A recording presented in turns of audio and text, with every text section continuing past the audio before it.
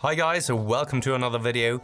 This time we are going to talk about how to not stress out when you're eating out.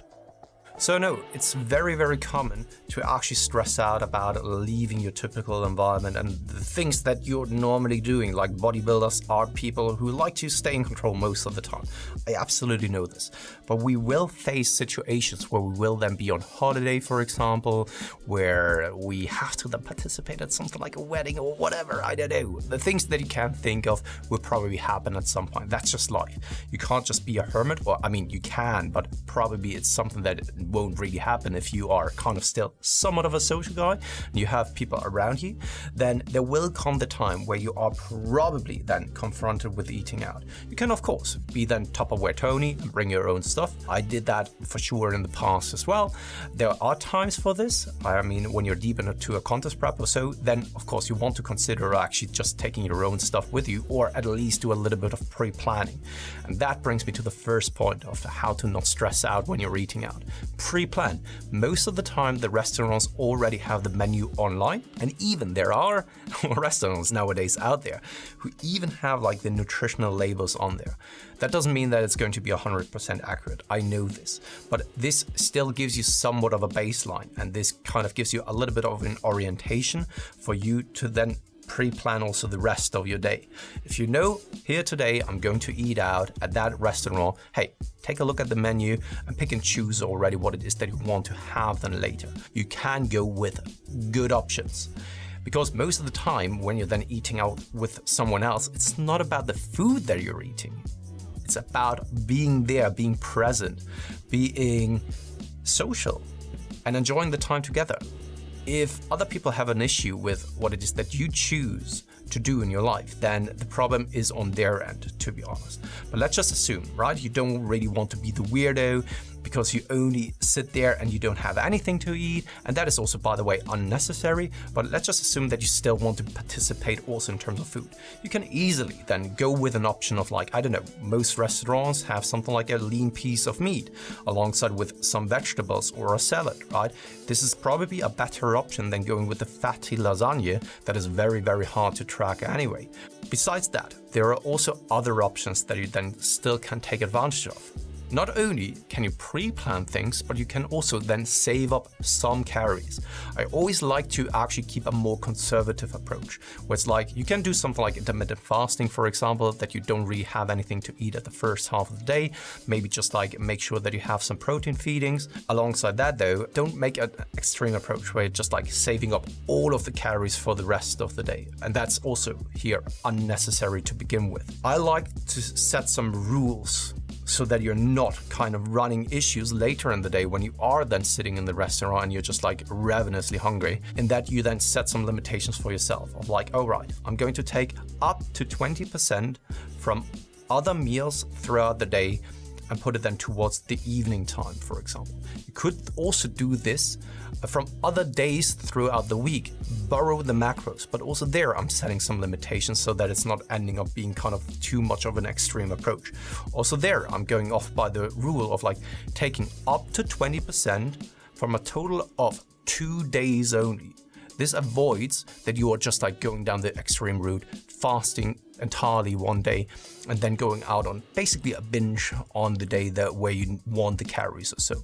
Not only that, I have one more thing that you can actually implement, and that is the one rule to rule them all. One ring to rule them all. It has nothing to do with the Ring of Power and Frodo and all of the other hobbits. It has something to do with just setting a rule for yourself. Fly, you fools. When you are then in a restaurant, and let's just say you can't really estimate the food at all because they didn't really come with nutritional labels or so, you are making the best decision possible and actually then eating kind of based on portion sizes or kind of palm size. So what it is that you could be doing if you are then in a cutting phase, what it is that I like to recommend is go with kind of one plate one dessert and one drink. That is one rule to rule them all, kind of one plate, one dessert and one drink. If you want to, doesn't have to actually have like a plate, one drink and one dessert. You can actually also then drop the dessert and also drop the drink if you don't really want to, but you're setting basically some rules and limitations for yourself that are not too restrictive. So if you're in a cutting phase, what I would recommend that you do is going off by 1/4 of the plate size of like lean protein source, then 1/4 of the plate size coming from starchy carbohydrate source, such as potatoes, for example, and then half of the plate size coming from vegetables or salad that is, though, not filled with kind of oil and all that kind of stuff. So always make sure to actually then order the oil or the dressing on the side. Very important, because otherwise it's just like dripping in oil and it ends up being a salad that contains like 1,000 calories or so. If you're then in a maintenance phase or in a gaining phase, the thing that I then go off by is kind of 1/3 of the plate size coming from a protein source, 1/3 of the plate size coming from a starchy carbohydrate source, 1/3 of the plate size coming from vegetable sources. And then there you can also then, of course, be more intentional about maybe having more of a fatty protein source. It doesn't necessarily need to be a starchy carbohydrate source. And then still, I think vegetables, having them in there is a good bet, especially just to keep you still satiated and filled up. And then you can go out and have dessert and also kind of a drink. But stick with that one rule to rule them all. So to rule the meal size or the plate size, to rule the dessert, and also rule the drinks.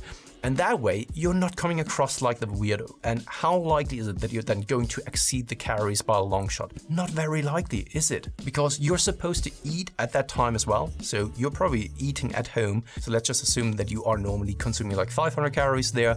If you go off by that rule, probably you will still be below 1,000 calories. Could be that you may then exceed that at some point, right? But it's maybe just like once in, I don't know, 1 month or 2 months. If you're then eating out more on a frequent basis, then you of course need to ramp up the accuracy and also the rigidity and the discipline a little bit more so. But most of the time should be enough that you make some good choices. And that's what it all boils down to.